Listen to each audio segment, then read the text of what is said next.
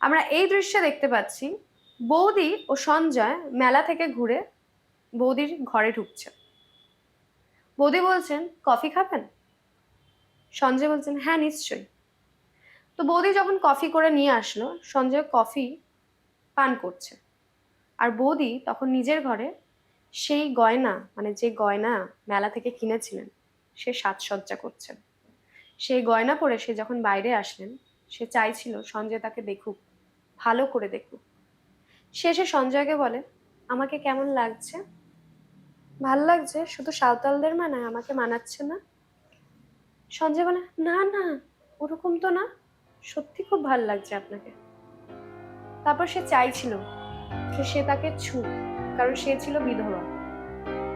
পুরুষের ছোঁয়াটা সে অনুভব করতে চাইছিল আবার। সে তার কাছে যায়, সে বলে, ছুঁয়ে দেখুন, ছুঁয়ে দেখুন আমাকে। সে যখন বুঝতে পারলো বৌদি যে না, সে একজন ইনসিকিউর মানুষ, সে তাকে ছুঁতে পারবে না, সে চলে গেল বলতে বলতে, কফি খাওয়া হয়ে গেছে। এই কথাটা বলার মানে কি? মানে সঞ্জয় একজন অপদার্থ মানুষ।